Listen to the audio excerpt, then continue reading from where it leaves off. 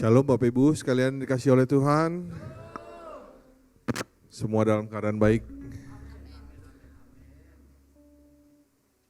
Kita bersyukur pada hari Minggu ini kita semua boleh datang beribadah. Kita masih boleh diberikan kesempatan dan juga kesehatan di mana kita boleh berkumpul bersama, tapi tetap kita menjaga protokol kesehatan kita dengan baik. Shalom juga yang ada di rumah, semoga kalian juga dalam keadaan baik. Mari kita bangkit diri. Kita mau terbang bersama dengan Tuhan. Di dalam kemuliaannya, kita memuji Dia. Kita mau menyembah Dia. Mari kita katakan, ku kan terbang bersama dengan Kau Tuhan. Karena firman-Mu Tuhan adalah pelita bagi hidup kami semua.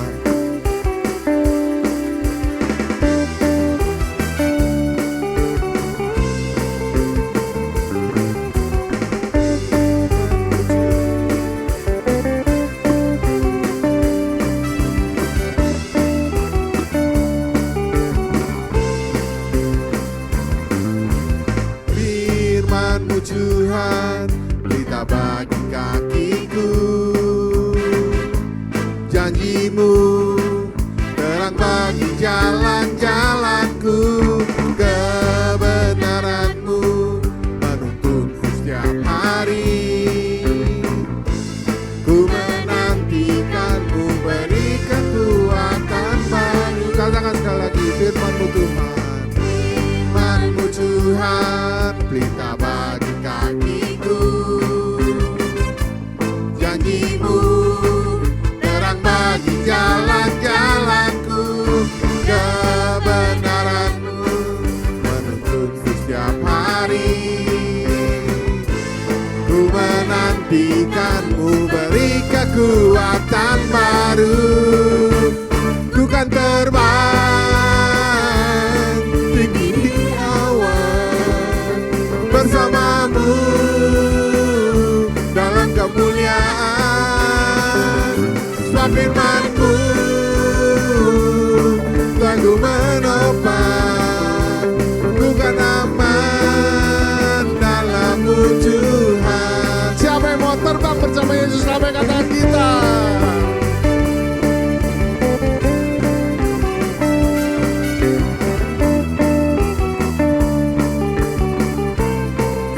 Tuhan, firman-Mu Tuhan, pelita bagi kakiku, janji-Mu terang bagi jalan-jalanku, kebenaran-Mu menuntunku setiap hari. Ku menantikan-Mu, beri kekuatan baru. Katakan, ku kan terbang di awan bersama-Mu dalam kemuliaan. Sebab firman-Mu Tuhanku menopang, ku kan aman dalam-Mu Tuhan. Ku kan terbang tinggi di awan bersama-Mu dalam kemuliaan. Sebab firman-Mu Tuhanku menopang, ku kan aman dalam-Mu Tuhan. Mari lebarkan sayap kita berterbang bersama dengan Tuhan. Kita yakin bahwa Tuhan ada dalam kita dan Tuhan akan angkat kita.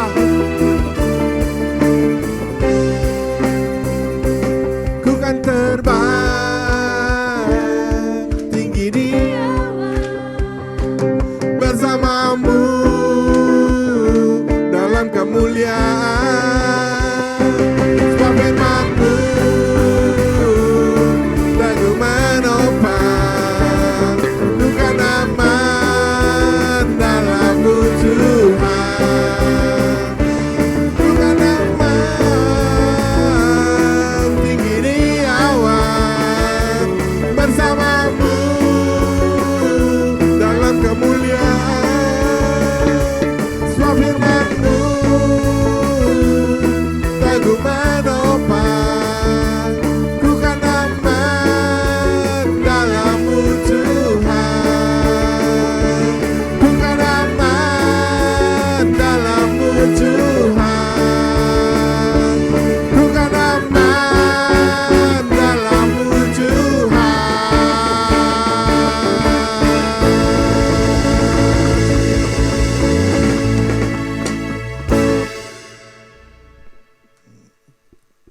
Kita percaya jika kita berjalan bersama dengan Tuhan, kita berpegang pada firman Tuhan, kita percaya Tuhan akan menjaga kita.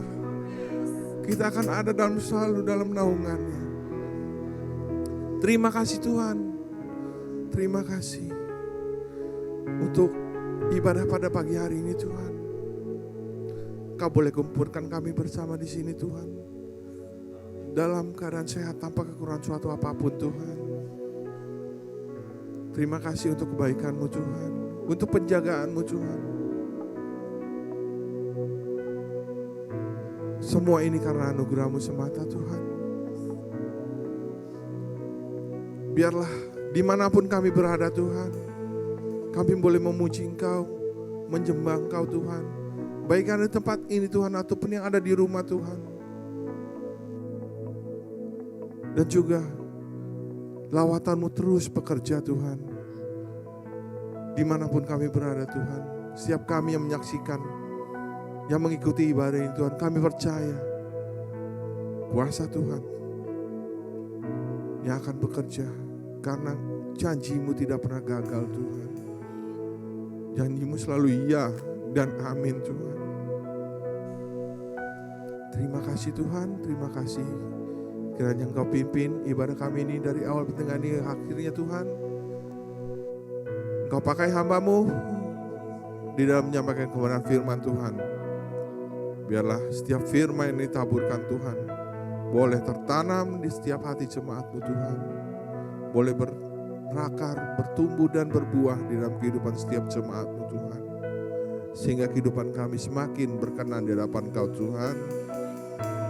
Dan setiap kami Tuhan boleh membawa berkat daripada Engkau. Terima kasih Tuhan, terima kasih. Ini ibadah kami Tuhan, persembahan dari hati kami yang terdalam Tuhan. Rasa syukur kami Tuhan kepada Engkau Tuhan. Terima kasih, hanya dalam nama Tuhan Yesus kami berdoa, haleluya, amin.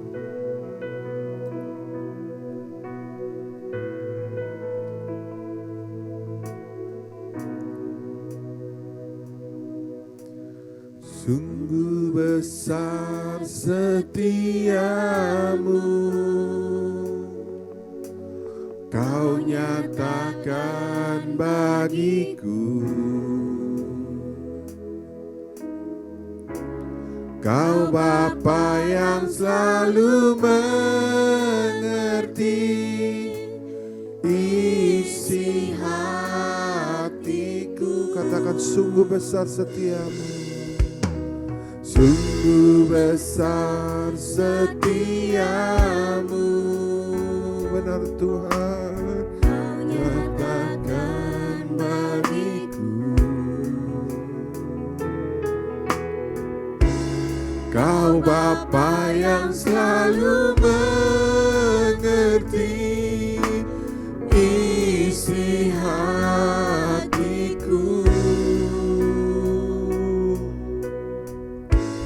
Kemuliaan yang Kau janjikan,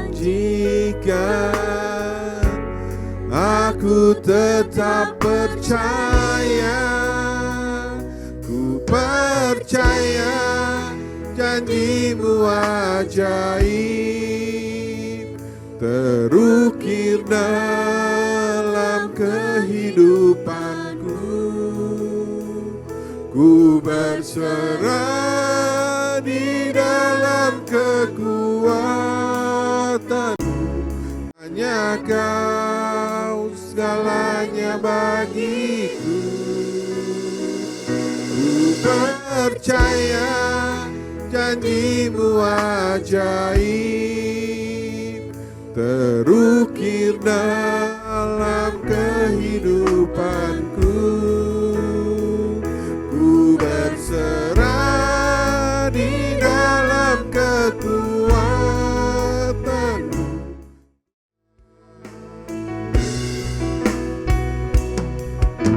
Sungguh besar setiamu, Kau nyatakan bagiku. Bapa yang selalu mengerti isi hatiku. Kemuliaan-Mu Kau janjikan, aku tetap percaya.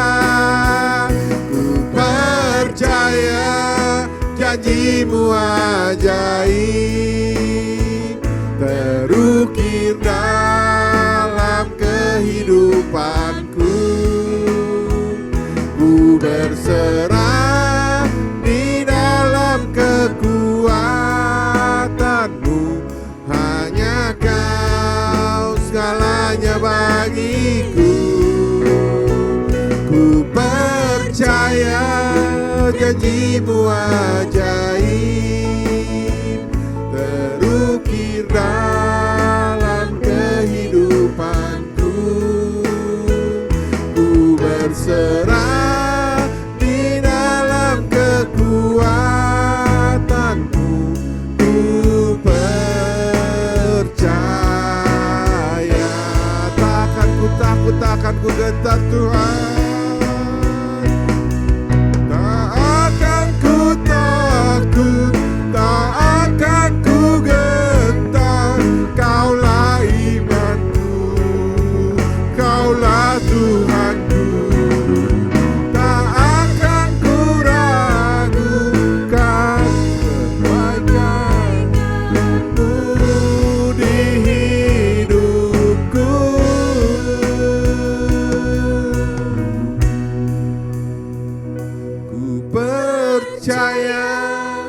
Janji-Mu ajaib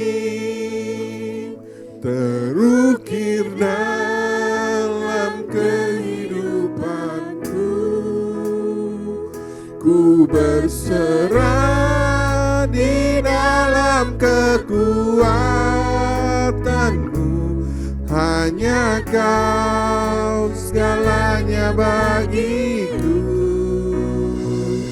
Ku percaya janji-Mu ajaib terukir dalam kehidupanku. Ku berserah di dalam kekuatan-Mu. Ku percaya.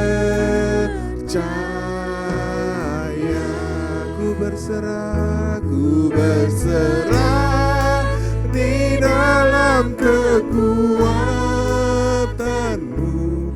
Ku percaya. Katakan sekali lagi, ku berserah Tuhan. Berserah di dalam kekuatan-Mu. Ku percaya.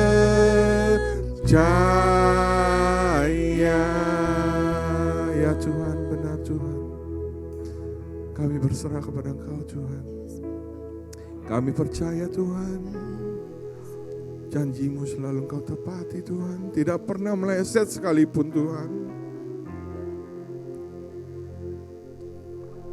Janganlah kami seperti Thomas Tuhan, yang tidak percaya melihat kebangkitan-Mu Tuhan. Biarlah kami punya iman seperti Maria Tuhan, yang yakin bahwa Engkau bangkit Tuhan. Terima kasih Tuhan, karena janji-Mu seperti matahari yang tidak pernah terlambat untuk bersinar Tuhan, yang tidak pernah sehari pun dia tidak terbit Tuhan. Seperti itu juga janji-Mu kepada kami Tuhan, yang akan Engkau tepati bagi kami Tuhan. Terima kasih Tuhan. Ketika ku hadapi kehidupan ini, jalan mana yang harus ku pilih? Ku tahu ku tak mampu, ku tahu ku tak sanggup, hanya Kau Tuhan tempat jawabanku. Aku pun tahu ku tak pernah sendiri. Amin ya Tuhan, Kau selalu bersama dengan kami Tuhan. Kau yang memampukan kami Tuhan untuk melewati semua ini Tuhan. Tangan-Mu membelaiku, cinta-Mu memuaskanku. Kau mengangkatku ke tempat yang tinggi.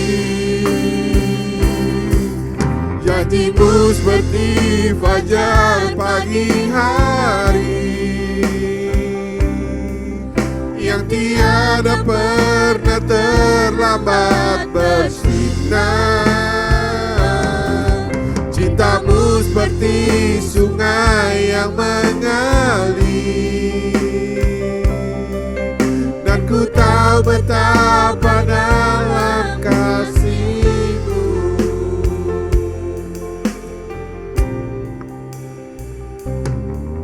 Ketika ku hadapi kehidupan ini, jalan mana yang harus ku pilih? Ku tahu ku tak mampu, ku tahu ku tak sanggup. Hanya Kau Tuhan tempat jawabanku. Benar ya Tuhan. Aku pun tahu ku tak pernah sendiri, sebab Engkau Allah yang menggendongku. Tangan-Mu membelaiku, cinta-Mu memuaskanku.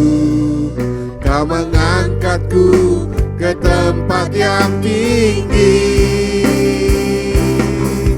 Janji-Mu seperti fajar pagi hari,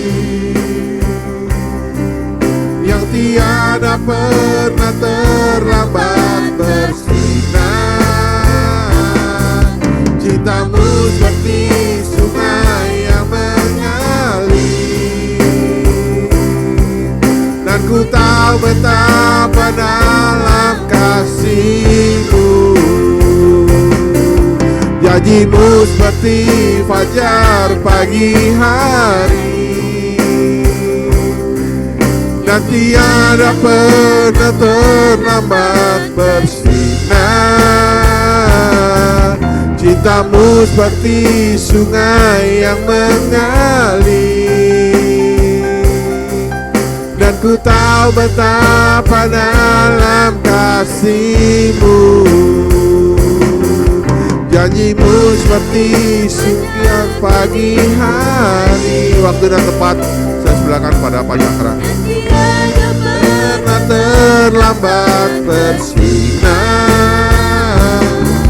Cinta-Mu seperti sungai yang mengalir, dan ku tahu betapa dalam kasih-Mu. Dan ku tahu betapa dalam kasih-Mu.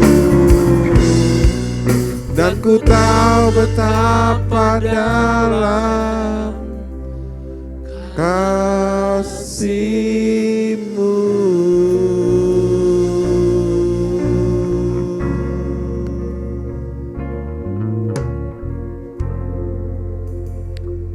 Kami sangat tahu bahwa Engkau mencintai kami.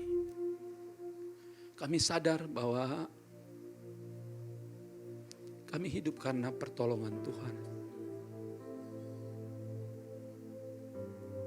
Kami tahu kasih-Mu, salib bukti kasih-Mu yang terbesar bagi kami.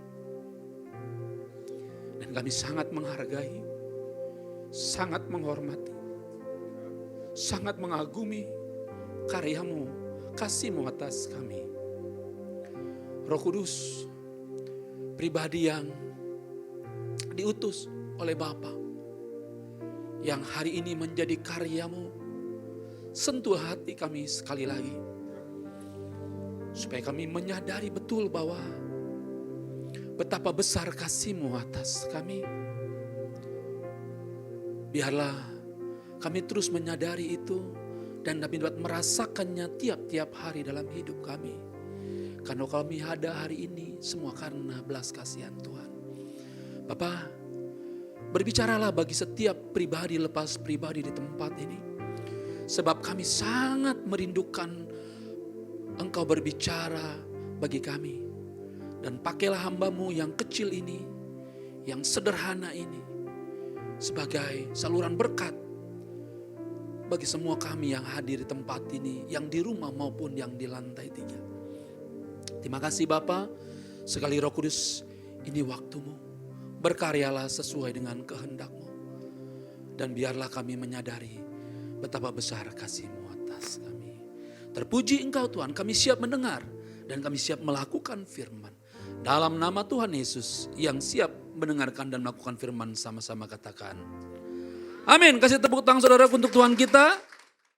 Tanpa panjang lebar saudara, kita buka firman Tuhan. Kita masih dalam serial dari Injil Yohanes. Iya betul ya, lupa ya saya. Sebelum saya baca tadi saya udah ingetin untuk Pak Hai kasih tahu. Saudara, kita menyapa dulu lantai 3. Shalom yang lantai 3. Wah, halo shalom, waduh luar biasa. Sini ya, sini ya, shalom. Saya ke belakang lagi. Ya, puji Tuhan ya, itu lantai 3 ya, ada Depan, ada Niko ya. Niko kayaknya.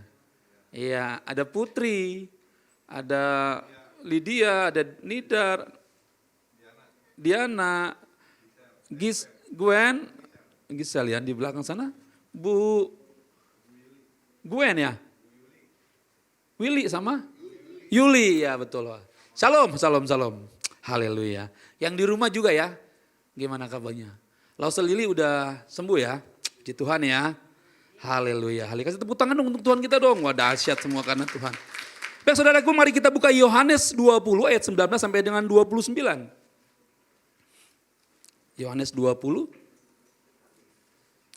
ayat 19 sampai yang ke-29. Kalau sudah katakan yes. Berarti belum semua nih yang sudah katakan yes. Apa no? Sudah yes ya?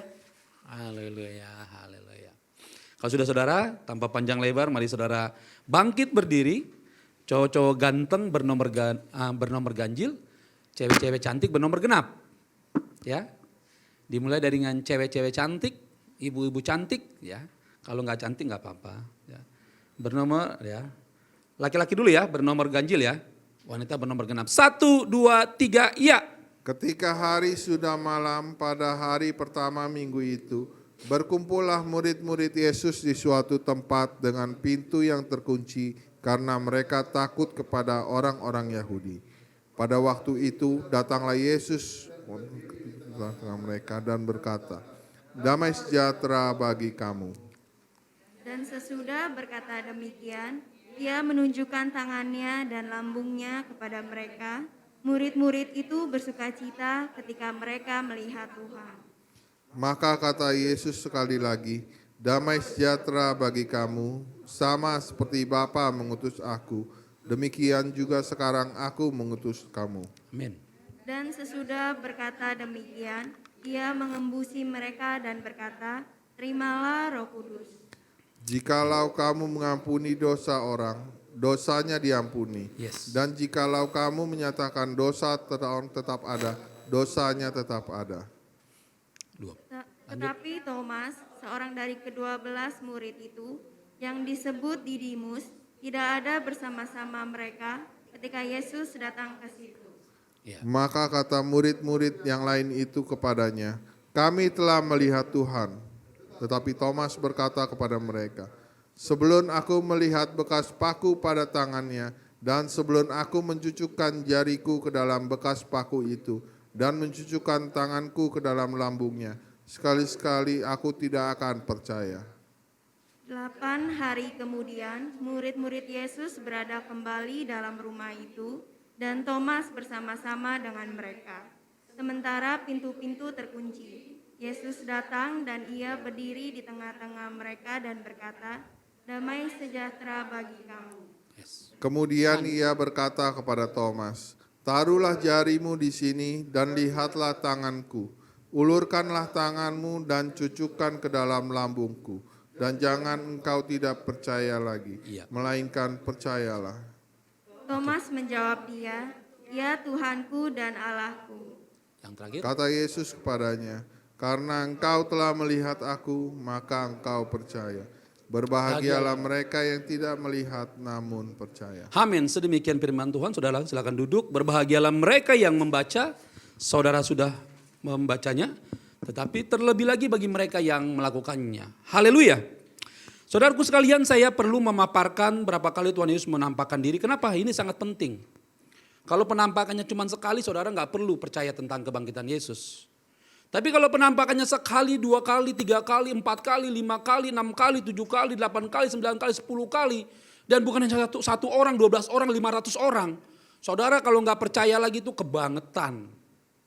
Benar nggak? Kalau di dalam dunia peradilan ya, 2 saksi cukup. Ini saksinya banyak. Kenapa saya perlu menekankan kebangkitan Kristus? Karena pengajaran ada yang mengatakan Yesus itu tidak bangkit. Mayatnya dicuri.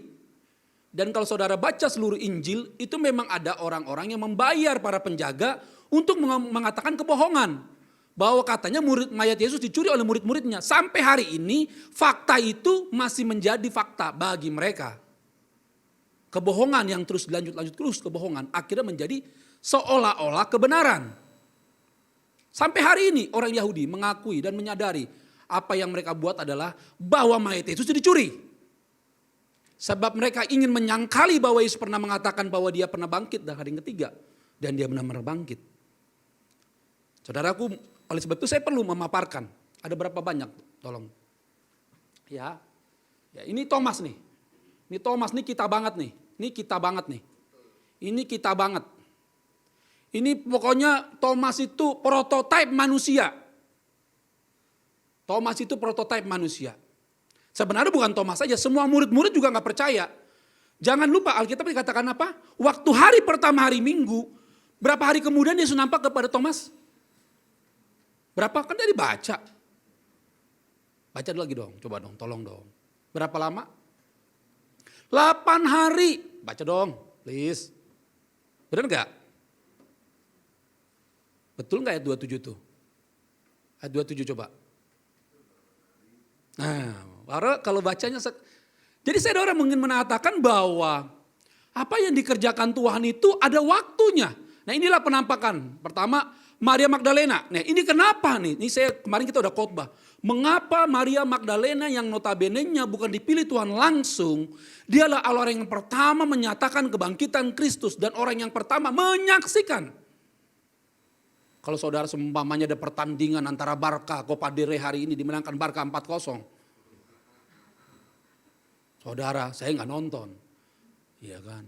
Cuman biasanya saya karena sering nonton, nongol tuh keterangannya Barca menang 4-0. Saya nggak bahagia. Kemarin juga kalah sama Madrid 2-1. Jadi saya nggak pernah nonton. Tapi hafal aja, karena saya penggemar bola. Nah yang kedua adalah perempuan yang lain. Ya ingat ya, ini saya perlu paparkan biar saudara nanti nggak salah. Ada 2 murid di Emmaus. Yang ketiga kepada Simon Petrus. Kenapa saya ini perlu saya paparkan? Kepada 10 murid. Kecuali Thomas ya, yang tadi ini kita baca yang ini. Tapi selanjutnya ada juga saudaraku kepada 11 murid. Termasuk Thomas di dalamnya tadi, yang Yohanes 20.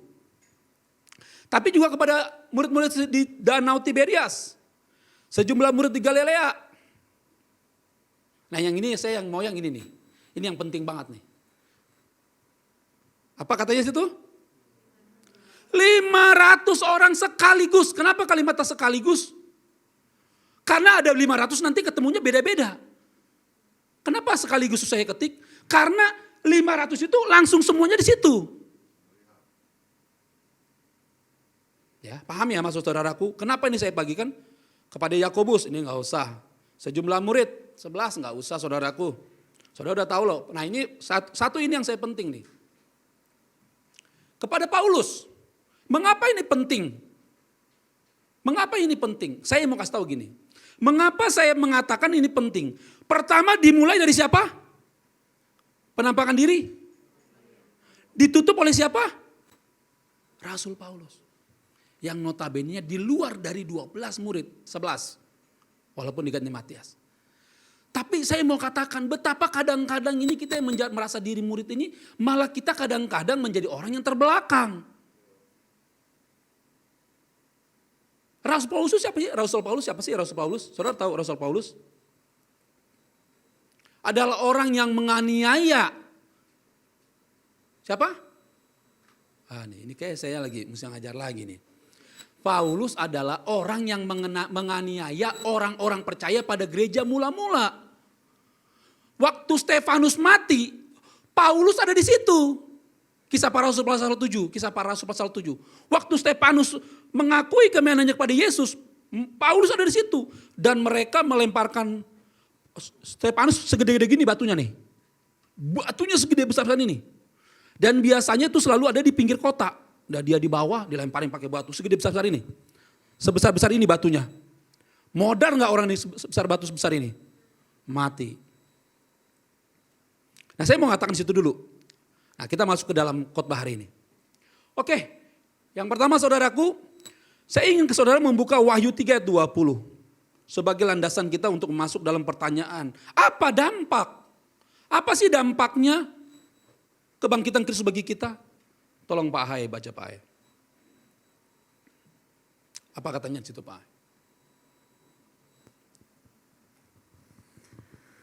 Wahyu 3 ayat 20. Lihat aku berdiri di muka pintu dan mengetuk. Jikalau ada orang yang mendengar suaraku dan membukakan pintu, aku akan masuk mendapatkan dan aku makan bersama-sama dengan dia dan ia bersama-sama dengan aku. Puji Tuhan, terima kasih Pak Hai. Saya tahu lihat dulu. Ini Wahyu, ditulis oleh sama ya. Wahyu ditulis juga oleh Rasul. Jadi saya kutip masih dalam suratnya Yohanes. Lihat, hari ini Tuhan berdiri di depan saudara dan mengetuk pintu hati saudara. Hari ini. Sebab Tuhan itu maha hadir. Hari ini dia di sini. Saudara boleh nggak ngerasakan, tapi dia itu Tuhan yang ada di sini. Dia ketuk pintu hati saudara setiap saudara beribadah, setiap saudara doa, setiap saudara dalam pergumulan. Dia selalu mengetuk pintu hati saudara. Kabab Tuhan kita bukan Tuhan maha paksa. Tuhan kita itu adalah Tuhan yang lembut. Kalau saudara tidak mau mendengarkan, dia tidak akan pernah marah lagi. Sebab dia sudah berjanji, tidak akan menghancurkan bumi ini sekali lagi. Dia mengetuk pintu hati saudara. Saya nggak tahu di ibadah keberapa saudara disentuh Tuhan, saya nggak pernah tahu. Saya juga nggak pernah bisa mengetahui kapan saudara mengalami perjumpaan sama Tuhan, saya nggak pernah tahu. Tapi ini penting. Tuhan selalu menanti di depan saudara. Dia selalu menanti saudara, ingin saudara membuka hati. Jangan, kalau bahasa orang-orang itu bilang, jangan keraskan hati. Kalau orang Injili bilang saudara jangan sampai menolak kebenaran. Itu kalimat yang sama. Di gereja-gereja, ada gereja yang lain dibilang ini, ya dia bilang, saudara melihat Tuhan. Mungkin kalimat itu. Kalau kita lebih pada saudara akan mendengarkan kebenaran. Sama aja deh maknanya kalau kita bicarakan, kita nggak usah berdebat. Tapi suara Tuhan selalu berkata hari ini, kalau saudara mendengarkan firman Tuhan, itu suara Tuhan. Coba sekali lagi, jika saudara membaca firman Tuhan, itu suara hati Tuhan. Makanya kenapa saya bersyukur ya para pemimpin itu membaca firman Tuhan dengan penuh penghargaan berdiri. Biasanya kalau ada tamu agung biasanya gimana? Berdiri ya. Tapi bukan cuma berdiri, tapi hatinya juga harus dengan sukacita. Kalau saudara berdiri, saudara baca main-mainnya sama aja. Bukan karena berdirinya sih. Tapi kalau kita berdiri itu menghargai Tuhan. Tahu nggak waktu Stefanus mati? Waktu Stefanus gitu, Tuhan itu berdiri dari tahtanya dengan kemegahannya. Saudara boleh baca Kisah Para Rasul pasal 7. Itu kalau kami, waktu itu kan Pak Petrus Mariono bilang, apa maknanya berdiri? Tuhan menghargai kematian Stefanus. Nah, saya ingin saudara sebelum masuk dalam dampak, ini ada dampak nanti habis ini dampak ya. Ada dampak, apa sih dampaknya kebangkitan bagi kita? Tapi saya ingin tahu dulu saudaraku, saudara mesti membuka hati untuk firman Tuhan kali ini. Sebab semua kali ini kita bangun dalam sesi pasca, kebangkitan, dan nanti Pentakosta. Dan saya mau tahun ini adalah tahun perubahan bagi saudara untuk mengerti hati Tuhan.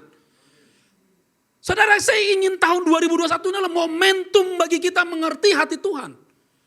Tahun 2022 adalah bagian kita untuk menikmati berkat Tuhan. Saya ingin sekali. Tahun 2022 adalah saudara menikmati berkat Tuhan. Tapi sebelum saudara menikmati berkat Tuhan, saudara mesti mengerti dulu hati Tuhan. Sebab jika saudara tidak mengerti hati Tuhan, saudara akan menyalahgunakan berkat Tuhan.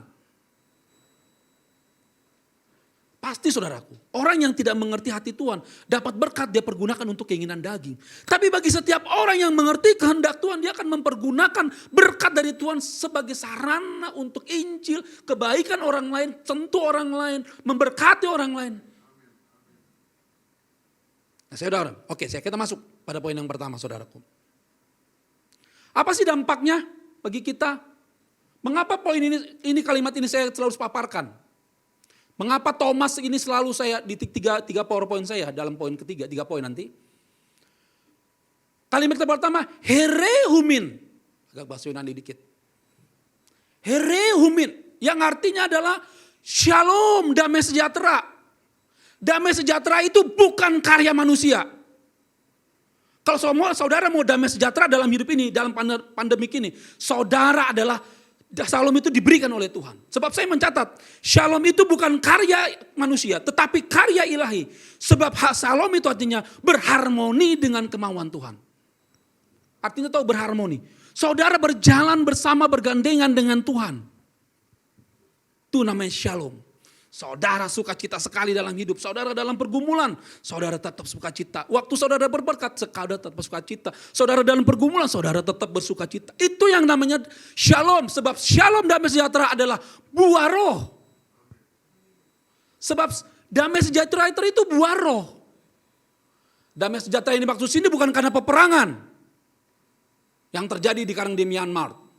Gereja Baptis kita juga, gereja Baptis juga di sana banyak yang mengalami kesulitan. Makanya kemarin kita ngumpulin duit. Saya mencatat begini saudara. Oke, saudara baca dulu deh. Nanti kita ngarang. Coba Yohanes itu ayat 19 dan 21. Baca siapa yang megang mic? Mawar tuh bang, baca Mawar. 19 dan 21. Ya, Yohanes 20. Baca deh. 19 dan 21 deh. Gak apa-apa. Ganti handphonenya dek. 19 dan 21 dek.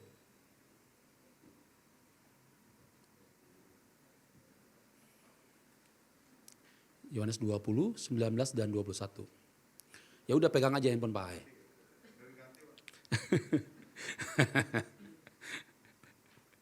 Baca dek. Yohanes 20 ayat 19. Iya. Ketika hari sudah malam pada hari pertama minggu itu berkumpul murid-murid Yesus di suatu tempat dengan pintu-pintu yang terkunci karena mereka takut kepada orang-orang Yahudi. Pada waktu itu datanglah Yesus dan berdirilah di tengah-tengah mereka dan berkata, "Damai sejahtera bagi kamu." Dan sesudah berkata demikian, ia menunjukkan tangannya dan lambungnya kepada mereka. Murid-murid itu bersukacitalah ketika mereka melihat Tuhan. Maka kata Yesus sekali lagi, "Damai sejahtera bagi kamu, sama seperti Bapa yang mengutus aku, demikian juga sekarang aku mengutus kamu." Amin, silakan dulu. Terima kasih ya Mawar ya. Saudaraku, ada 2 kata damai sejahtera. Kata damai sejahtera itu diberikan karena kenapa? Mereka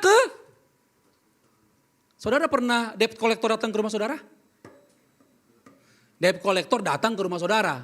Saudara bilang sama anak, "Nak, kalau nanti ada om-om yang hitam, gelap-gelap kayak Pak Yohanes, tolong bilang mama lagi gak di rumah." Terus anaknya bilang, "Pak, kata mama." Ini orang Batak. Tadi mama ngomong, ini orang Batak. Tadi mama ngomong, kata mama begini, "Kalau nanti kau datang, ku bilanglah mama gak ada." Terus ini anak terlampau bego.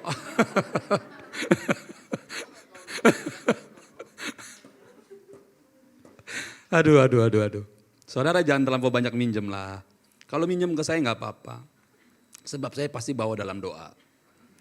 Ya, ini yang Tuhan ingin katakan kepada kita, jangan takut.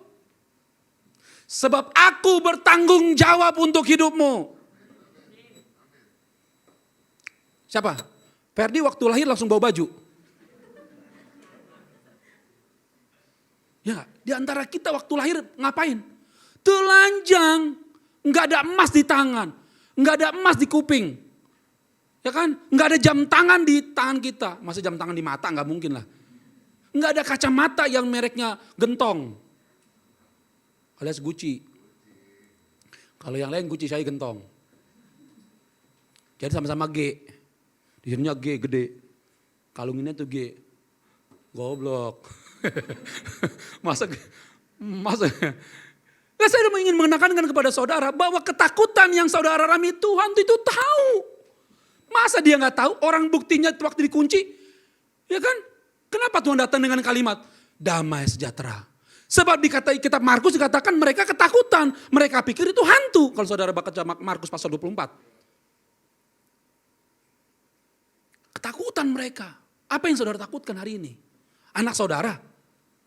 Masa depan saudara, perusahaan saudara, suami saudara, istri saudara. Tuhan tahu. Sebab itu dampaknya bagi kita. Dia memberikan shalom kepada kita supaya kita yakin. Kita nggak perlu lagi diombang-ambingkan oleh berbagai pengajaran dan diombang-ambingkan oleh ketakutan yang berlebihan. Sebab Tuhan tahu kebutuhanmu. Ya kan? Orang dia bilang burung di udara ya nggak butan terus. Burung di udara Tuhan pelihara. Burung di udara Tuhan pelihara, apalagi saudara. Biji mata kuda Nil.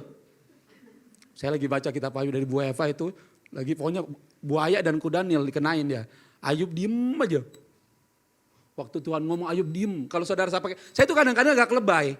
Jadi waktu pembacaan itu saya bikin drama di otak saya. Waktu Tuhan ngomong gini, pasti Ayub gini doang. Katakan dia kalimatnya gini, mulutku kututup dengan tangan. Kalimatnya gitu loh. Mulutku kututup dengan, waktu aku mau ngomong aku langsung gini. Enggak akan ku ngomong. Walaupun dia ingin ngomong si Ayub. Dia bilang mulutku kututup dengan tangan. Oh orang Yahudi jangan coba digituin. Orang Yahudi mulutnya tutup, marah dia. Sebab dia paling senang ngomong orang Yahudi. Ya tapi ada dua nilai keserasian saudaraku. Nah ini shalom. Jadi makna shalom ini adalah saudaraku ya. Ialah keserasian, keutuhan, kebaikan, kesejahteraan, keberhasilan di segala bidang. Waduh. Tapi setiap orang yang tidak bersama dengan Tuhan tidak akan berhasil di segala bidang. Dia tidak akan jadi bapak yang baik. Dia tidak akan jadi ibu yang baik. Sebab kenapa? Kadang-kadang kita terlampau mengingini keinginan kita. Makanya kalau anak itu, saudara hari ini, saudara nggak perlu sibuk dengan anak saudara. Saudara jangan rancang anak saudara keinginan saudara. Saudara mesti rancang anak saudara sesuai dengan keinginan Tuhan. Benar saudaraku, rancang. Sebab anak itu bukan keinginan saudara. Anak itu adalah anugerah kasih karunia dari Tuhan. Bukan hanya itu, tapi saudara juga damai sejahtera mengacu kepada perasaan pribadi seseorang bahwa lengkap sejahtera, bebas, dia tidak terpenjara. Kekhawatirannya ada, merasa tentram dalam jiwanya. Saudara hari ini jiwa tentram enggak? Makanya kalau saya lagi ada pergumulan saya bilang, hei jiwaku. Saya kasih tahu, hei jiwaku tenang. Kita mesti perintahkan ke jiwa. Sebab jiwa itu selalu bergejolak. Ya Niko, tentang janji nikah emang agak susah. Ya apalin aja, saya juga udah ngalamin. Ya gak kurang-kurang tidur sih. Cuman kalau janji nikah itu diresapi. Saudara belum nikah aja udah nangis. Belum nikah nih, belum ke depan nih, belum pemberkatan. Waktu itu apalagi nanti di sini, siapkan tisu paha yang banyak. Udah pasti itu. Saya siapkan handuk, Pak Eko siapkan handuk. Kalau saya keset, takutnya kakinya keringetan. Keberhasilan dalam segidang, saudara tahu pernah baca firman Tuhan, Mazmur yang pertama, apapun yang diperbuatnya berhasil. Tapi bacanya jangan cuma ayat 6. Ayat 3 baca, ayat 4 baca, ayat 5 baca. Demen banget tuh kalau orang baca, saya kadang-kadang di ininya di PP-nya. Yo, Mazmur 1 ayat 6. Saya bilang, lu baca dong ayat 1-nya, ayat 2-nya, ayat 3-nya. Jangan 6-nya doang enak. Apa saja yang diperbuatnya berhasil. Enak. Kok gue gak berhasil? Lah iya lu gak baca ayat 1. Demen banget keberhasilan tuh diomongin. Tapi makna damai sejahtera juga ada yang ketiga, Bapak Ibu, sesungguhnya aku akan mendatangkan kepadamu kesehatan, kesembuhan, dan aku akan menyembuhkan mereka dan menyingkapkan kepada mereka kesejahteraan, keamanan yang berlimpah-limpah, kata Yeremia. Tahu gak Yeremia posisinya saat itu? Seorang nabi yang ditolak di Israel. Tuhan ngomong begini kepada Yeremia, kalau lo ngomong A, dia akan ngomong B. Umat Israel akan ngomong B. Saudara boleh baca kitab Yeremia. Sampai Yesekiel, sampai kalimatnya ditulis sama Yeremia, anak manusia. Artinya anak manusia ketika Yeremia ngomong begitu, gua nih gak mampu. Itu terjemahannya. Sebab itu kuis yang saya, dan saya lumayan dapat A itu kuisnya. Kitab Yesekiel, iya artikel saya dapat A. Nah ketika hari sudah malam, pada hari pertama itu berkumpul murid-murid di tempat pintu terkunci. Takut kepada orang. Kenapa kita lebih takut kepada manusia daripada kepada Tuhan? Ini kalimatnya kenapa saya garis bawahi. Saudara bisa mempersiapkan segala sesuatu baik, tapi jika akan mendengarkan firman Tuhan saudara tidur, saudara tidak mengerti kehendak Tuhan. Sebab ini momen yang lebih penting daripada pelayanan. Saudara jangan seperti Marta. Jangan sibuk mikirin yang lain. Hari ini saudara mesti mengambil bagian terbaik seperti Maria. Mesti fokus kepada Tuhan. Sebab yang menyertai kita itu Tuhan. Enggak manusia. Manusia itu penipu. Dia akan memuji kita kalau kita baik. Kalau kita jahat dia akan hajar kita bisa-bisan. Tapi Tuhan tak pernah. Sebab itu bersandar penuh kepada dia. Kalau saudara nangis-nangis ke dia. Kalau saudara masalah-masalah ke dia. Biarin dia gampar kita. Biarin Tuhan hajar kita. Lebih baik dihajar di tangan Tuhan daripada di tangan manusia. Sebab kalau dihajar di tangan Tuhan itu karena dia mengasihi kita. Saudara jangan takut sama manusia. Saudara mesti takut sama Tuhan. Sebab kasihnya dalam seperti lagu tadi. Sebab kasihnya kepada kita tuh dalam banget. Saudara siapa di antara saudara sampai mau mati bagi orang lain? Itu pasti saudara mencintainya bener-bener deh. Saudara pasti sampai, kalau saudara mencintai seseorang sampai benar-benar mau mati. Seperti kitab katanya dalam kisah itu apa? Yang Salomo bilang, cinta itu kuat seperti maut. Makanya kenapa cintanya Tuhan kepada kita membawa kematian, itu dia. Karena dia mencintai saudara lebih. Dia sangat mencintai saudara. Makanya saya bilang kalimatnya kenapa saya bilang pertama, dia mengetok pintu dan menantikan saudara. Sebab Tuhan sangat ingin mencurahkan kasihnya kepada saudara. Saudara yang gak mau. Ya saudaraku ya. Ini bukan marah-marah Bapak Ibu. Ini tegas saja. Maklum orang Batak. Yang kedua. Apa? Siapa? Pia baca Pi. Yohanes 20, 22 sampai 23. Jangan kelewatan. Ya. Dan sesudah berkata demikian, ia mengembusi mereka dan berkata, terimalah Roh Kudus, jikalau kamu mengampuni dosa orang, dosanya diampuni. Dan jikalau kamu menyatakan dosa orang tetap ada, dosanya tetap ada. Ya, mengapa kalimat ini saya garis bawahi? Kalau dalam dalam kitab Markus dia bilang begini, dia menerangi. Roh Kudus itu menerangi saudara, memberikan hikmat bagi saudara. Makanya orang yang dipenuhi Roh Kudus pasti dia leader. Pasti dia pemimpin. Pasti dia pemimpin. Sebab kenapa? Dia di leader, dia dipimpin oleh Sang Pencipta langit dan bumi. Dia pasti leader. Pasti istrinya dengar baik kalimat-kalimatnya, bukan karena kita kasar. Istri saya, coba-coba, saya mata blow aja dia udah tahu. Mata udah keluar gini, udah tahu dia.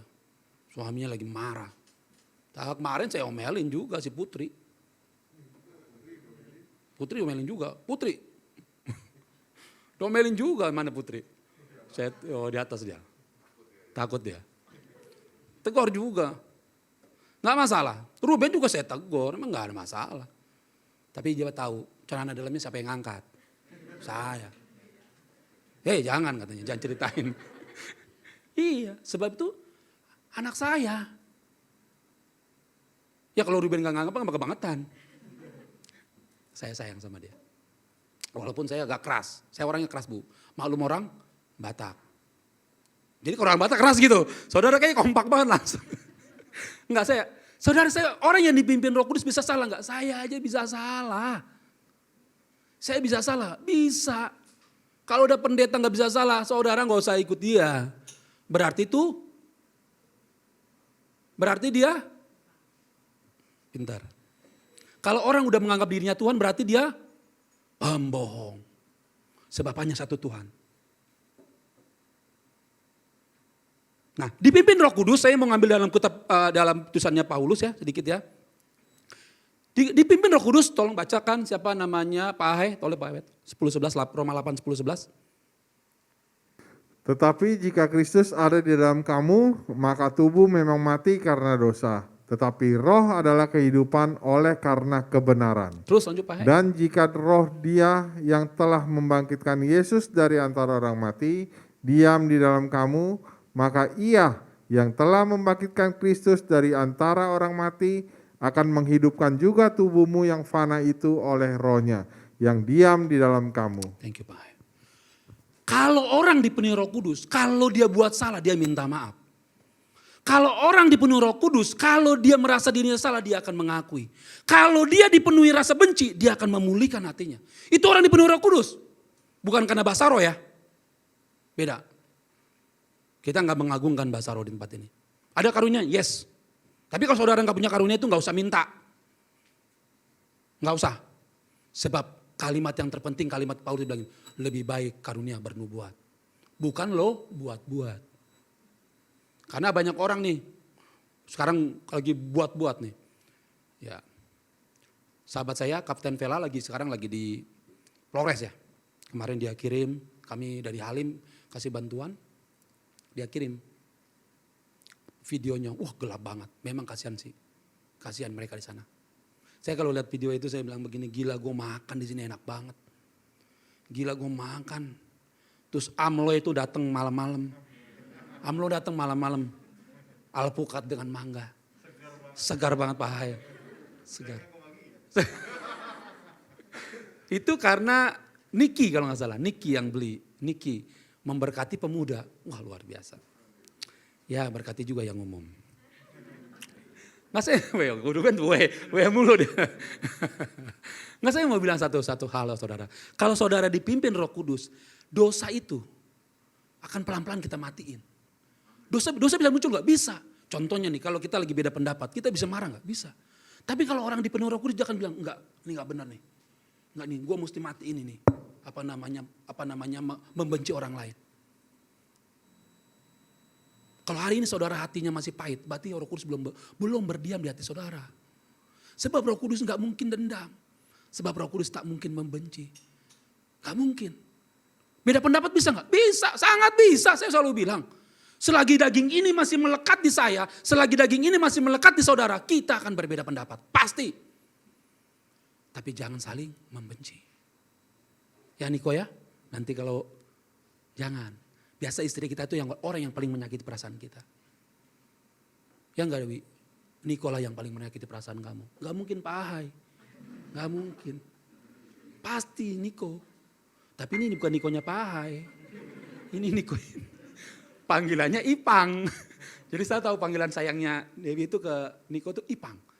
Saya bilang, ya nggak Pang? Iya dia ketawa. Soalnya kadang-kadang keceplosan Pak Ahai. Lagi konseling nih, dia bilang gini, iya Pang. Oh saya tahu panggilan sayangnya Dewi ke Niko itu Ipang. Kalau panggilan sayangnya Mawar ke Duo apa?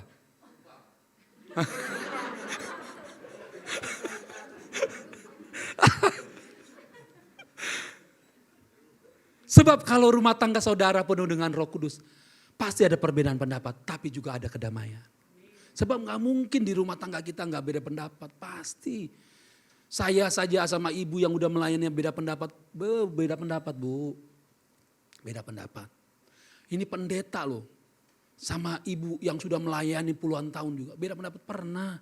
Saya gak bilang langsung keluarga pendeta itu langsung damai, sejahtera, shalom tiap hari, enggak. Ya kan? Enggak, saudara juga sama, saya juga mengalaminya. Tetapi Habis itu kita baru ngobrol. Gitu, baru ngobrol. Oh iya. Sorry ya sayangnya. Saya bilang panggilan sayang. Gak mungkin saya panggilannya Nyunyun. Nyunyun itu panggilan anak-anaknya istri. Nah, orang di penuh Roh Kudus itu begitu. Nah, hari ini saudaraku sebelum keluar pulang, saudara beresin semua. Mungkin Pia ada orang ngutang ke kamu 20 juta. Dia belum bisa bayar. Udah kamu lepas aja deh walaupun gak mungkin. Mungkin Ibu Bu Asi, ada orang yang mungkin kasar sama Ibu. Begitu pulang Bu, langsung doain Bu. Supaya orang cepat dipanggil Tuhan Bu. Enggak ya Bu ya? Luar biasa. Ibu Asi ini paling senior dan paling setia. Dulu ada Bu Vera. Ibu Vera tuh mama dari Bu Lena. Ya betul ya? Betul. Cuman karena kakinya ya kurang kuat. Makanya jemput dong Martin. Aduh, pribadi yang dipimpin Roh Kudus, saudaraku, ini ciri-cirinya adalah hidup dalam kebenaran, bukan hidup dalam kebetulan. Betul, ini beda loh kebenaran sama kebetulan. Kebenaran itu saudaraku benar-benar. Jadi kalau dia lagi mengalami kesulitan, dia bilang begini, Tuhan, tadi aku salah nih Tuhan. Tadi aku dosa sama dia, aku tadi dalam hatiku kok aku menganiaya dia ya. Walaupun kita senyum-senyum, tapi hati kita bisa membenci orang loh. Nah saudara mesti selesain dan jujur di hadapan Tuhan. Yang Tuhan mau cuma satu bagi kita, yaitu kita jujurlah padaku kalau kau tak lagi cinta. Gitu ya. Jujur kacang hijau juga kata Pak Eko. Hidup dalam kebenaran. Nah ini ada sebuah janji sama Tuhan, dia bilang begini. Ini lihat nih, apa tuh apostel? Ini bukan pastel. Apostel itu adalah, saudara coba buka Yohanes 20:21. 20:21 tadi yang dibaca apa katanya? Ini sini aja nih baca. Yang pegang mic tolong. Ya. Pia tolong baca. Maka kata Yesus. Damai sejahtera bagi kamu, sama seperti Bapa mengutus aku, demikian juga sekarang aku mengutus kamu. Iya. Saudara itu adalah ambasadornya Tuhan. Saudara itu adalah ambasadornya Tuhan. Juru bicaranya Tuhan. Supaya mereka yang gak bisa ngelihat Tuhan dengan perbuatan saudara, dia bilang begini, Tuhan memang kelihatan dari hidupmu. Maka saudara adalah kitab yang terbuka, tulisan-tulisan Tuhan yang tersirat. Gampang gak? Enggak gampang, apalagi kalau suami kita adalah pemabok. Enggak gampang. Saya tahu kekuatan mama saya, kekuatan keluarga kami itu di mama. Mama saya. Orang yang sangat disegani semua orang. Kami mungkin kayak orang Meksiko ya. Orang Meksiko kan paling mengasihi mamanya. Tapi kadang-kadang hati ibu itu memang, ya itulah Pak Eko. Hati ibu itu luar biasa. Ya benar. Saya pernah nginep di rumah Pak Ahai waktu itu. Waktu di Trate ya Pak ya. Saya lihat bagaimana perlakuan mamanya. Lasawanyo sama mamanya itu luar biasa. Saya tahu maksudnya mungkin itulah berkat bagi kita. Pak Ahai itu hidup menurut saya cukup berkelimpahan. Menurut saya. Dalam pengertian berkelimpahan itu bukan berarti harus punya di rumah di mana-mana enggak. Tapi saya lihat dia enggak pernah berkekurangan. Kalau tanya tabungan Pak Ahai itu saya sumber semua dari saya. Enggak lah, enggak mungkin. Saya jadi bantu Pak Ahai, beli gitar saya bilang 2.500.000, dia kirim 5 juta. Berarti lebih 2,5 juta. Jadi ya dia memberkati saya. Jadi ya pasti Tuhan ganti. Saya bilang gitu, setiap itu pasti Tuhan ganti. Enggak tahu caranya gimana. Setiap orang yang memberikan pada hambanya air putih. Ini saya kasih tahu ya. Bagi setiap orang memberikan air putih bagi hambanya. Tuhan akan kasih ganti berlimpah-limpah. Itu air putih. Air putih loh. Apalagi di sablon. Apa? Oh, jus sablon kan yang beli Niki. Niki yang berlimpah. Bersyukur. Ya Ciani sekarang berasa gak? Anak-anak udah besar. Ciani tuh kayaknya sekarang lebih happy kan? Niki udah kerja, dulu pergumulannya Niki waktu masih grow kami, masih komsel kami. Niki masih dalam kuliah, dia berdoa. Rajin mereka, adik kakak tuh rajin. Mamanya belum. Mama masih setengah-setengah tuh. Sekarang mamanya, kasih tepuk tangan Luciani. Karena kenapa? Anak-anaknya jadi berkat. Ya Perdi ya, Adik saya. Adik saya juga punya, sebenarnya hatinya lembut. Cuma kadang-kadang keinginan-keinginannya lebih besar. Kadang-kadang, tapi lebih banyak jadi berkatnya. Haleluya Ferdi. Yang terakhir, nah ini yang penting terakhir nih. Yang terakhir ini penting banget nih. Hidup karena enggak, saya saudara tuh kalau membaca itu ngomong enak loh. Oke, saya kasih tahu. Mana Lydia dia saya? Di atas. Panggil turun Pak. Saya mau contoh Lydia, biar saudara nanti jadi kesaksian bagi saudara. Saya mau kasih tahu. Lydia nanya. Udah turun nih, saya kasih tahu contoh. Saya berdoa. Lydia. Lalu Deo itu udah banyak bersentuhan sama saya. Deo. Mana Deo? Ini Lydia. Saya kasih tahu gini. Ini Lydia. Ini doa saya sama Tuhan. Oh, saya doa tuh untuk dokter. Saya doa untuk selalu pingin dokter di dalam gereja. Kenapa? Kalau saudara sakit, kita gak perlu ke rumah sakit. Minimal ada jemaat kita yang menjemati kita. Benar gak? Tapi yang doa cuma saya dong, saudara kagak. Doa sama dong sama saya kalau doanya itu. Nah, saya lihat, saya kasih tahu. Ini saya bukan nubuatan, tapi ini doa saya kepada Tuhan. Suatu hari Lydia ini yang akan angkat harga diri keluarganya. Benar. Saya nggak tahu kenapa. Deo mah jangan tanya, Deo udah kuliah. Kalau ini kan Lydia kan belum. Tapi saya mau kasih tahu, doa saya. Ya, Lydia akan angkat harga diri keluarganya. Kalau saudara nggak percaya, kita lihat nanti.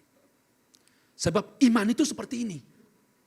Saya belum lihat waktunya. Tapi saya percaya. Begitu juga dengan saudara. Anak saudara hari ini yang mungkin susah bagaimanapun. Saudara mesti punya iman. Anak saudara suatu hari adalah anak yang berhasil. Makanya kalimatnya jangan anak bandel, anak bego, anak tolol lo. Anak siapa lo? Contohnya bilang, kalau bukan anak mama, anak siapa emang gua? Iya enggak?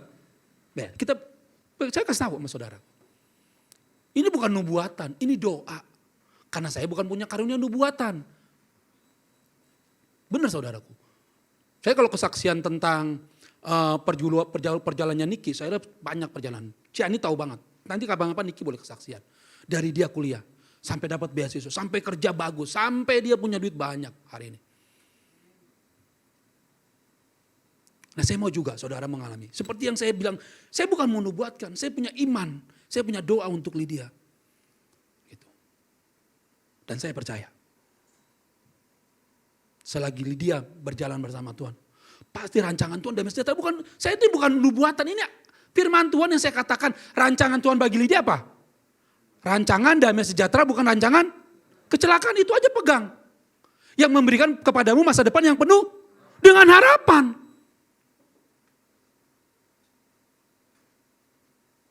Ya silakan Lydia balik. Nah karena sebelum ini saya mau tahu dulu. Karena kalau ngomong hidup karena percaya itu saudara tuh kadang-kadang kita bohong. Begitu dapur gak ngebul, ibu-ibu ngapain? Bapak gak kerja ya? Bapak duitnya mana? Bapak duitnya mana? Bapak pakai sama perempuan lainnya. Ya bener gak? Perempuan tuh kalau soal dapur itu takutnya bener-bener loh. Bener gak? Ibu-ibu? Iya. Ciani doang, yang lainnya gak ngaku bu. Gimana? Kalau seumpamanya mawar, tabungannya tahu habis. Wah, langsung dua marah-marah. Kakak sih, gak disiplin. Kakak sih. Kata dua kok saya yang kena. Enggak benar gak? Siapa sekarang mawar duo itu merantau dari Pulau Nias ke Jakarta. Saya kasih tahu, selama di dalam Tuhan, Tuhan akan buat kalian berhasil. Pasti itu. Kalau di dalam pacakra enggak akan. Benar, karena pacakra hatinya masih ada yang jahatnya ada. Tapi kalau Tuhan tak. Kalau Tuhan tidak. Itulah iman karena percaya. Oke, kita lanjut.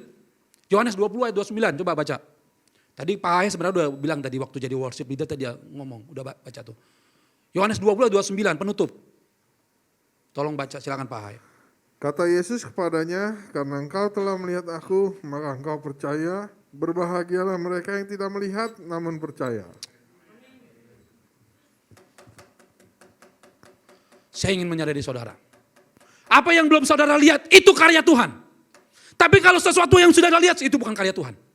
Mungkin aja itu karya Tuhan bersama saudara sudah terlihat. Tapi sesuatu yang tidak terlihat, itu karya Tuhan di dalamnya. Sebab apa? Itulah ketidakmustahilan kita. Tetapi bisa Tuhan kerjakan. Itu yang namanya iman, keyakinan dan kepercayaan. Tanggal 24 belum ada, Nik. Tanggal 24 April belum ada. Tapi saudara mesti meyakini tanggal 24 jangan hujan. Semua sehat. Itu iman. Kan sewaktu saya menikah saya bilang, saya minta loh, itu Februari musimnya hujan. Menikah di Patra. Patra itu sumber zaman dahulu belum diperbaiki sama Pak Ahok. Itu kalau hujan dikit aja, dia tergenang. Tapi saya punya iman berdoa. Saya bilang, Tuhan jangan hujan, cuaca cerah. Pokoknya setiap orang datang dengan baik, pulang dengan baik. Makanan itu berlimpah-limpah, itu makanan berlimpah-limpah. Sampai semua orang yang jaga karyawan pun bawa pulang tuh makanan. Itu yang namanya iman. Kalau dia di depan kita namanya bukan iman lagi, itu kenyataan. Tapi iman itu belum ada. Belum ada dia cuman keyakinan kita. Sama seperti Yusuf, dia belum tahu kapan itu menjadi pemimpin. Tapi dia percaya terus, dia pegang 13 tahun keyakinannya. Nah kadang-kadang kita punya iman tuh iman benjol. Kita seperti speedometer aja begitu gini. Kita nggak begini. Kita nggak begini dalam hidup. Kalau saya tua, saya selalu bilang, kalau saya tua ya saya bilang, kalau saya tua nanti, saya bilang sama istri saya jangan sampai nyusahin. Jangan. Saudara juga gitu ikutin saya lah. Gak usah kubur-kuburan yang mahal-mahal. 100 juta, 200 juta gak usah. Gak ada pengaruhnya. Gak ada nama saudara lebih hebat di mata Tuhan, gak ada. Cukup kuburannya tuh yang sederhana aja. Duitnya untuk anak cucu. Daripada anak cucu nangis, Kong tolong Kong. Uang sekolah belum bayar. Terus engkau gak bilang jual nih tanah. Tempat engkau mati. Terus saudara bakar itu mobil. Pelfire bakar Kong biar ntar mau di rumah di sorga ada mobil Kong bakar. Kong jangan lupa bensin, kata Kong bensin jangan lupa Kong kalau di sini kebakaran semua Kong. Jangan gila, saudara jangan gila sampai kayak gitu ya lo ya. Awas lo orang Kristen begitu loh. Nggak usah mobilnya kasih ke panti asuhan supaya bisa jadi apa transportasi. Iya kalau saya benar. Jangan berebutan gara-gara warisan. Itu saya tekanin tuh terus, jangan berebutan karena warisan. Jangan sampai aja saudara berebut karena warisan. Kalau saya warisannya banyak, maja. Itu gak jadi. Ingat ya saudaraku ya? Oke, Yohanes 20:29 kan tadi katakan apa? Kata Yesus kepadanya, ini karena dia kenapa? Karena kejadian apa? Karena Thomas itu gak percaya. Ini seringkali kita begini nih. Usahamu akan Tuhan berkati. Dia bilang gitu. Ah bener gak ya? Kita tinggal ngomong amin. Kalau nggak berhasil, uji. Jangan-jangan saudara itu untuk menyenangkan saudara. Kan gitu kan? Kalau doa itu akan Tuhan jawab. Kalau dia nggak dijawab pasti ada beberapa hal. Yang pertama itu akan menjatuhkan saudara. Yang kedua karena saudara itu akan meninggalkan Tuhan kalau saudara berhasil. Yang ketiga saudara akan menggantikan posisi istri saudara. Ada orang lain menggantikan posisi istri saudara. Bahkan Tuhan gak akan kasih berhasil. Tapi kalau saudara benar, Tuhan akan kasih yang berlimpah. Karena Tuhan sangat mengasihi saudara. Berbahagia, setiap orang yang percaya itu berbahagia. Kalau saudara kekuatannya berlebihan, saudara gak berbahagia. Sebab kata berbahagia di sini bukan bicara tentang kondisi. Sebab kebahagiaan itu waktu kita menantikan. Saudara, siapa yang sudah melahirkan? Coba Yohanes mana? Kan Yohanes pernah melahirkan Yohanes. Oh enggak. Yang sudah pernah melahirkan, oh belum. Ciani, waktu mau melahirkan bagaimana waktu bersalin? Sakit waktu nongol si Niki. Sakit waktu nongol. Bahagia banget. Begitu juga kita, waktu kita menantikan keyakinan kita kadang-kadang sakit loh. Bener enggak? Iman kita mengokohkan kekuatan gitu loh. Bener enggak? Gitu. Begitu bener baru kita, oh ini masuk Tuhan. Ini saya juga tahu, saudara bingung-bingung kali. Ya, ini ayat yang terkenal, yang sering kali Pak Eko katakan ini. Pak Eko sering banget ngomong. Sebab hidup kami ini adalah karena percaya bukan karena. Kalau saudara hidup karena melihat, saudara akan seperti kotak ini. Tapi jika saudara karena percaya, saudara akan percaya di belakang tembok ini ada keberhasilan. Saya ulang sekali lagi. Jika saudara hidup karena percaya, saudara akan menembus tembok-tembok. Itu kenapa Tuhan bisa menembus tembok. Karena keyakinannya, karena keilahiannya, karena kehidupannya. Makanya itu jangan melihat. Saudara, hari ini saudara boleh melihat apa saja yang sekitar saudara. Tapi di luar yang tak kelihatan ini, ada Roh Kudus, ada Tuhan, ada roh jahat yang tak kelihatan loh. Saudara nggak ada yang kelihatan di sini yang sedang bekerja untuk menggagalkan saudara fokus kepada saya, yang membuat hati saudara sedang mikirin kompor di rumah, yang mikirin tentang anak-anak yang gimana, benar nggak? Nggak ngaku. Pernah kan beberapa menit kita ketinggalan kan mendengar firman Tuhan? Itu karena apa? Ada roh jahat juga di sini. Sebab roh jahat itu bukan di diskotik Bapak Ibu. Ngapain roh jahat di diskotik? Itu udah jahat semua. Ya ingat ya. Setan itu gak kerja di diskotik. Sebab semua itu setan. Ngapain dia kerja keras? Nah dia kerja keras di gereja. Martin, jangan dengerin itu si Yohanes. Yohanes itu hitam orangnya. Kau kan putih panggilanmu cokin. Yang gak cek. Tawa. Iya, dia kerja keras di sini untuk menggagalkan firman. Sebab ingat gak perumpamaan tentang benih? Ada benih, orang dapat firman. Haleluya, puji Tuhan, begitu sampai rumah. Lupa tuh firmannya yang mana. Ketika lu ingat firman Tuhan yang sampai yang Cakra? Lucu. Gue bukan pelawak. Gue bukan pelawak di sini. Itu saya bikin pelawak karena supaya saudara gak capek dengernya. Itu karena memang manajemen gereja begitu. Ilmu berkhotbah katanya gak selalu harus tegang terus. Saudara capek. 15 menit katanya dikasihlah lawakan sedikit atau sesuatu ilustrasi. Itu memang teori berkhotbah. Jadi kalau saya ngelawak bukan karena saya pelawak. Supaya saudara santai. Nanti masukin lagi. Ya kan? Saudara pernah tahu ingat orang masukin kapas ke dalam sarung bantal dulu zaman-zaman kita tuh kapas ya Bu? Ya, kapuk. Kapuk randu ya? Betul ya? Gak masuk. Saya pernah ngalamin Bu. Warnanya merah, gak ada yang lain pokoknya. Pokoknya bantalnya merah, sarung kotaknya merah, sarung gedenya warna merah pada mana mama saya. Masukin kapuk yang bocor. Beli kau di pasar. Beli apa mak? Beli itu kain itu untuk masukin bantal. Beli, begitu baru kan belum masih terbuka sedikit. Nah kita masukin tuh kapas sedikit-dikit. Itu ilarnya siapa saya gak tahu. Adek saya kah, udah sudah dalam. Masukin. Waktu kita masukin kita kan rapin lagi kan. Ya kan? Kadang-kadang kita padetin, kita dorong-dorong. Nah begitu juga tentang iman. Saudara mesti menguatkan iman saudara, keyakinan saudara. Sebab kalau tak begitu saudara akan hidup dalam melelah. Kalau saudara gak punya pegangan, kepercayaan itu pegangan saudaraku. Kepercayaan itu pegangan. Harapan. Kalau saudara gak punya pegangan, saudara akan takut seperti saya kemarin waktu vaksin. Begitu lihat ketinggian saya langsung mau kencing. Saya bilang waktu ngomong sama papanya Eko, Om saya takut ketinggian Om. Saya tuh kadang-kadang kalau ketinggian pingin buru-buru di bawah. Jadi kalau saya ngeliat gini, hati saya bilang lompat. Iya kadang-kadang loh. Karena takut banget.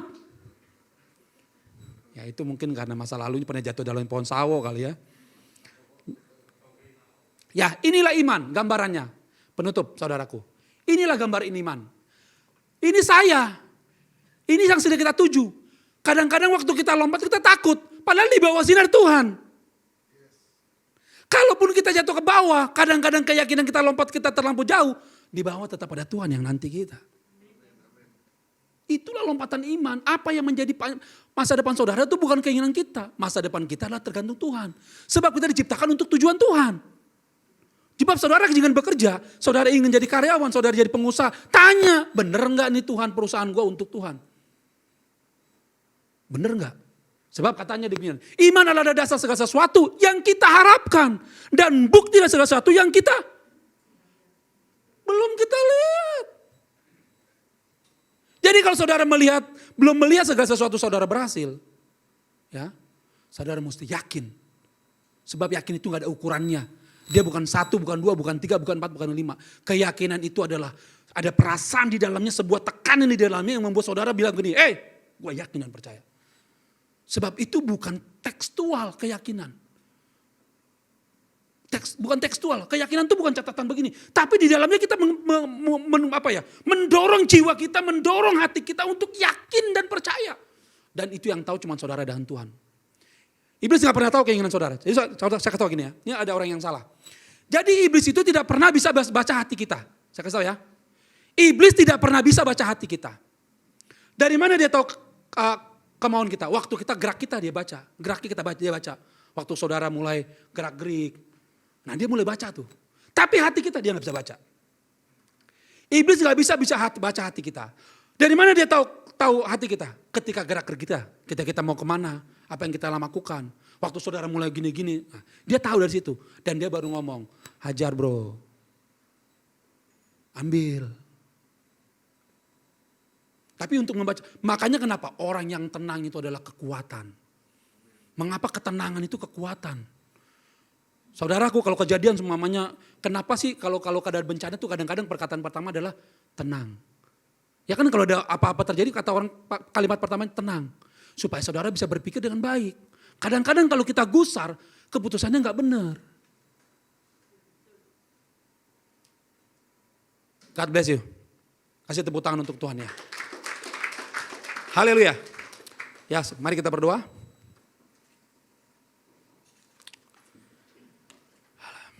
Mari kita tundukkan kepala.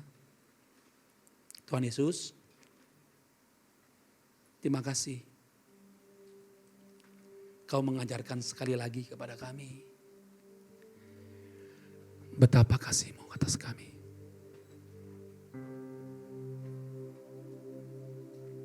Haleluya. Tenanglah hai hatiku. Tenanglah hai jiwaku. Sebab kebangkitan Tuhan itu adalah kebenaran. Dan kami yakin kebenaran itu membawa dampak bagi kami. Yang pertama, kebenaran itu akan membuat kami damai. Yang kedua, membuat kami memiliki hati yang dipimpin oleh Roh Kudus. Membuat kami menjadi orang yang diutus Tuhan menjadi berkat bagi banyak orang. Yang ketiga Tuhan, kami akan penuh dengan keyakinan melangkah dalam hidup ini. Enggak ada keraguan dalam hidup kami. Sebab Engkau Tuhan yang bersama dengan kami. Kami tak takut tentang hari esok. Ku tak takutkan hari esok.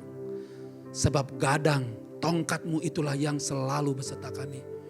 Kau akan seperti Tuhan yang seperti seorang prajurit yang siap bertempur bersama dengan kami. Sebab Engkau Tuhan yang mengasihi kami. Bapak terima kasih. Kami bersyukur untuk pemberitaan firman Tuhan hari ini. Biarlah setiap orang yang hari ini hadir. Baik mereka yang di lantai 2 maupun yang di lantai 3. Bahkan seluruh sahabat Tuhan yang di rumah. Diberkati Tuhan. Dan biarlah mereka memberikan kekuatan kepada iman mereka, keyakinan mereka. Supaya apa yang mereka yakini akan terjadi seperti yang mereka percayai. Terpuji Engkau Tuhan. Dalam nama Tuhan Yesus kami berdoa dan mengucap syukur. Haleluya. Amin. Saudaraku sebelum kembali ke Pak Ahai, saya silakan Pak Saudara Niko dan Saudara Dewi maju ke depan. Sambil saudara tim. Ya saudaraku saya ingin, ini minggu kedua. Silakan. Kemarin Niko gak hadir ya. Karena kemarin gak bisa hadir karena tugas. Dia kerja 2 kali. Saya bilang waktu itu uangnya kurang. Saya bilang kalau gaji kamu 3 juta jangan menikah. Saya gak akan berkatin kamu. Tapi kamu mesti punya uang lebih dari 4 juta. Baru saya berani berkatin kamu. Jadi kalau orang mau menikah di sini gaji 3 juta mikir 2 kali. Gak akan saya berkatin. Ya ingat ya. Karena 3 juta kurang. Ya. Gak apa-apa ya jangan marah ya. Wah rambut baru ya. Oke saudaraku sekalian, akan diadakan pemberkatan nikah tanggal 24 April 2021 pukul 3, yaitu Saudara Niko dan Saudari Dewi. Dan kebiasaan gereja kita adalah mempertanyakan kepada saudara, takutnya mereka, kamu saudara melihat Niko berselingkuh atau Dewi berselingkuh. Jadi saudara mesti ngomong di sini. Sebab sebelum tanggal 24, gereja mesti tahu semua gereja mengambil keputusan yang sama. Saya memang memberkati, tapi keputusan di tangan saudara. Adakah di antara saudara yang berkeberatan jika saudara Niko dan saudari Dewi dilaksanakan pemberkatan nikah tanggal 24 April 2021? Silakan boleh angkat tangan saudaraku yang berkeberatan. Jika tidak, berarti kita sepakat. Tanggal 24 akan diadakan pemberkatan nikah saudara Niko dan saudari Dewi. Kasih tepuk tangan saudaraku sekalian. Sah. Silakan duduk kembali. Silakan Pak Hai. Saya kembalikan ke Pak Hai.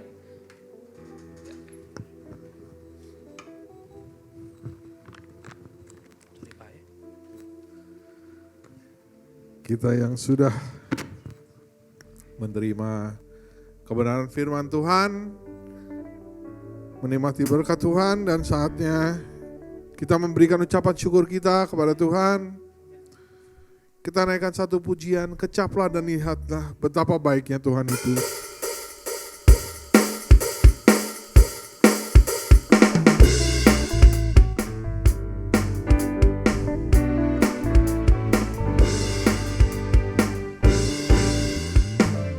Kecaplah dan lihatlah betapa baiknya Tuhan itu. Rasakan dan nikmati kasih setia Tuhan. Kecaplah dan lihatlah betapa baiknya Tuhan itu. Rasakan dan nikmati kasih setia Tuhan. Syukur bagimu Tuhan, segala hormat bagimu Tuhan, Allah yang mengasihiku, Allah yang memeliharaku selamanya.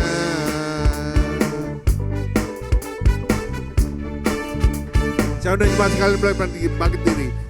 Kecaplah dan lihatlah betapa baiknya Tuhan itu. Rasakan dan nikmati kasih setia Tuhan. Kecaplah dan lihatlah betapa baiknya Tuhan itu. Rasakan dan nikmati kasih setia Tuhan. Syukur bagimu Tuhan, segala hormat bagimu Tuhan, Allah yang mengasihiku, Allah yang memeliharaku. Syukur bagimu Tuhan, segala hormat bagimu Tuhan, Allah yang mengasihiku, Allah yang syukur bagimu Tuhan, segala hormat bagimu Tuhan, Allah yang mengasihiku, Allah yang memeliharaku selamanya, selamanya, selamanya. Ya Tuhan, terima kasih Tuhan, Engkau yang sudah memberkati kami Tuhan. Engkau begitu baik dalam hidup kami Tuhan. Semua karena kebaikan-Mu, karena kasih-Mu dalam hidup kami Tuhan. Pada saat ini Tuhan datang, membawa persembahan kami Tuhan. Di hadapan Engkau dengan hati yang penuh sukacita Tuhan. Kami mau persembahkan ini untuk Engkau Tuhan. Untuk gereja-Mu di tempat ini Tuhan. Kiranya berkati tangan-tangan yang sudah memberi Tuhan, ataupun tangan-tangan yang belum sempat memberi Tuhan. Berikan hikmat pada setiap orang-orang yang mengelolanya Tuhan, agar boleh dipergunakan dengan baik ya Tuhan. Terima kasih Tuhan, terima kasih. Ini ucapan syukur kami yang kami bawa di hadapan Kau Tuhan. Hanya di dalam nama Tuhan Yesus Kristus kami berdoa ucap syukur. Haleluya. Amin.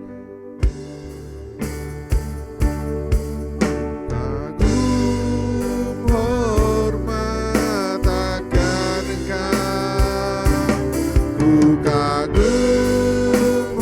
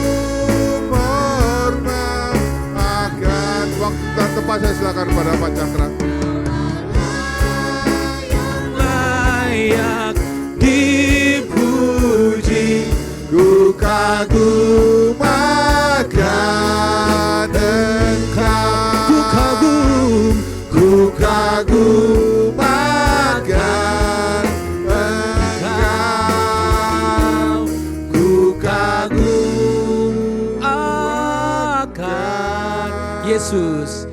Yesus.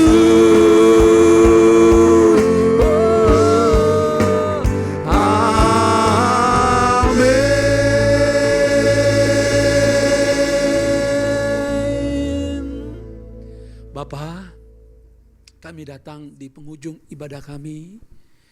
Kau telah menolong kami menyelesaikannya semua. Dari awal sampai pada akhirnya. Kami membawa doa syafaat kami kepada bangsa negara kami. Berkati para pemimpin bangsa kami. Berikan mereka kesehatan, hikmat ripayah yang melimpah. Dan kami berdoa untuk saudara-saudara kami yang sedang dalam kesulitan. Kami tahu Engkau sayang mereka. Dan pasti Kau sangat mengasihi setiap pribadi lepas pribadi di Nusa Tenggara. Kami berdoa Bapa, Tuhan yang akan lawat semua. Terima kasih untuk setiap elemen-elemen masyarakat yang menolong, biarlah berkat-Mu melimpah atas mereka. Kami bersyukur kami punya pemimpin yang begitu peduli kepada kejadian yang terjadi. Kami tahu mereka tidak mempermainkan uang rakyat, tapi mereka akan menyalurkannya sesuai dengan kebutuhan semua bangsa ini. Kami berdoa untuk gereja-gereja biar terus bersatu padu, tolong menolong, meninggikan nama-Mu, mempermuliakan nama-Mu. Ampuni setiap para pemimpin mungkin di antara mereka yang saling berargumentasi dalam kehidupan bermedia sosial sehingga mereka kurang bijaksana. Kami mendukung mereka supaya mereka saling menguatkan, saling menyatukan visi. Terima kasih Bapa, jangan jadikan keilahian-Mu menjadi konten untuk mendapatkan hanya uang semata. Tapi lebih daripada itu yaitu menyatukan visi untuk kemuliaan Tuhan. Berkati setiap anak-anak muda-Mu, berkati setiap para pemimpin di tempat ini, berkati para ibu tempat ini, berkati setiap orang-orang di sekitar tempat ini. Kami memberkati sekitar kami Tuhan.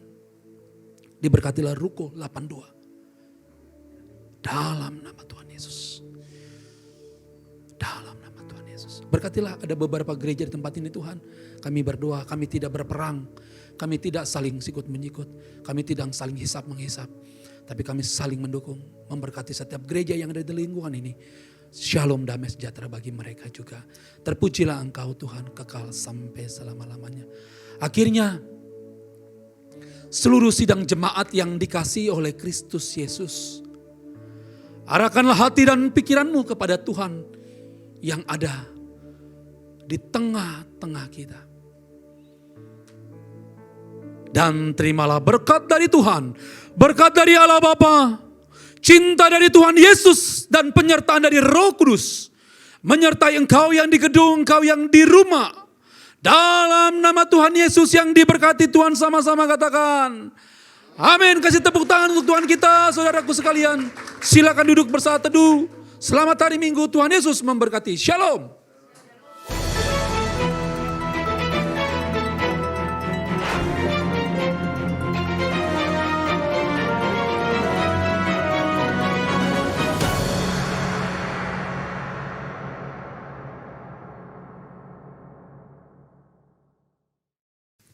Shalom semuanya, dengan saya Livia Rosabel Yudatama. Selamat datang di Siloam News. Setiap hari Kamis ada persekutuan doa pukul 7 malam dengan pelayan WL Ibu Priskila, singer Saudara Devan dan Saudari Livia, sharing Bapak Cakra dan doa Bapak Cakra. Setiap hari Sabtu pukul 4:30 sore ada mesbah doa di gereja.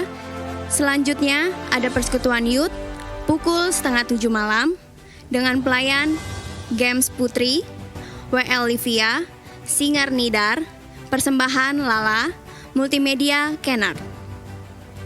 Setiap hari Minggu ada sekolah minggu pukul 8:30 pagi dengan tatap muka dan via aplikasi Zoom. Menghubungi nomor guru sekolah minggu 0812 9627 456. Selanjutnya ada kebaktian umum pukul 10 pagi dengan pelayan WL Ibu Rusmina, Singer, Saudara Devan dan Saudari Livia. Co-singer, Saudara Yohanes dan Saudari Nidar. Usher, Bapak Yanto dan Ibu Yani. Bagi jemaat yang ingin melakukan konseling, dapat menghubungi Bapak Cakra di nomor 0823 5214 7565. Bagi jemaat yang ingin mendaftarkan sakramen baptis, dapat menghubungi Saudari Livia di nomor 0898 966 1716. Bagi jemaat yang ingin memberikan persembahan dan perpuluhan, dapat mentransfer ke rekening BCA di nomor 525 510 30 30 atas nama Eva Megawati Chandra. Dan bagi jemaat yang ingin memberikan persembahan untuk gedung, dapat mentransfer ke rekening BCA di nomor 525 510 38 38 atas nama Eva Megawati Chandra. Kami himbau kembali untuk setiap jemaat yang ingin datang di kebaktian umum, harap mengisi daftar kehadiran yang ada di grup WhatsApp New Spirit. Dan jangan lupa follow Instagram kita di @siloam.ibc dan subscribe channel YouTube kita SIBC. Sekian Siloam News minggu ini. Saya Livia Rosabel Yudatama, undur diri. Tuhan Yesus memberkati.